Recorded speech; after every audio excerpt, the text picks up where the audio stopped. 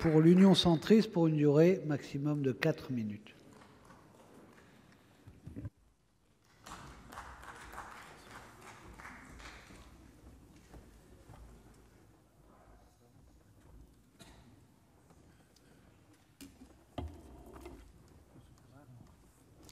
Monsieur le Président, Monsieur le Ministre, mes chers collègues, avec plus 3,9% en crédit de paiement quand notre PIB progresse de 1,2%, ce qui est accessoirement plutôt correct dans le contexte européen, la mission sécurité est en nette progression. Plus de 1000 policiers et plus de 490 gendarmes renforceront les capacités de notre pays. Ce n'est pas rien,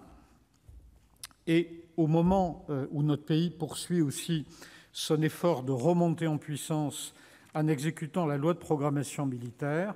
le cap du régalien est tenu, qu'il s'agisse du respect de l'ordre public ou de la souveraineté de la France. Pour la police, la progression est plus marquée pour l'action dite 1, ordre public et protection de la souveraineté, ou l'action 4, police des étrangers et sécurité des transports internationaux. Cette progression correspond aux attentes de nos concitoyens, aux enjeux opérationnels à assumer et aux éléments, chers collègues, que vous évoquez régulièrement, soit en commission, soit lors des diverses questions d'actualité. La commission des lois a estimé que la montée en puissance des dépenses de fonctionnement limitait à l'excès les crédits alloués à l'équipement des forces de sécurité. Nous avons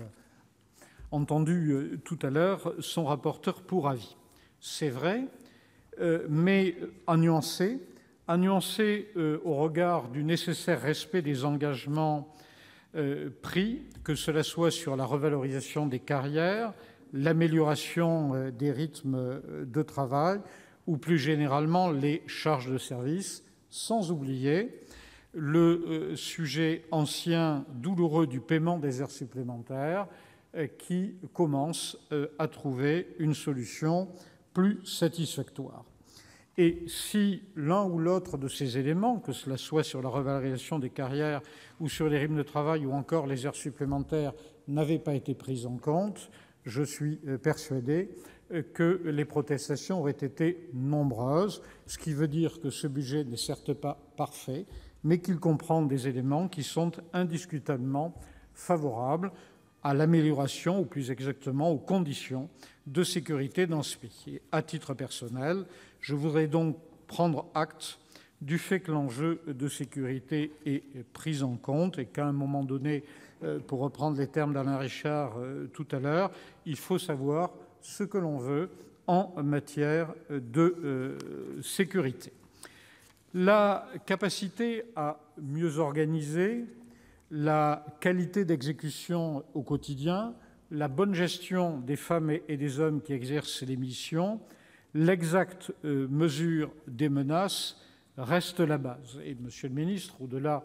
de la question des moyens, je pense que rien ne remplace la bonne gestion elle-même, la bonne gestion publique, et que finalement les conditions de la sécurité se travaillent à la fois en termes de moyens budgétaires, mais aussi d'aptitude à mettre en œuvre, à mettre en application. Et vous le savez, notre pays est plus réputé pour ses idées que pour la ténacité avec laquelle nous les mettons en œuvre. Je voudrais aussi espérer que les nouveaux moyens ouverts en matière de sécurité permettront d'améliorer les conditions de recrutement, point sur lequel nos rapporteurs nous ont alertés et point sur lequel nous ne saurions bien sûr nous satisfaire d'une dégradation de ces conditions de recrutement. Merci, chers collègues, de votre attention.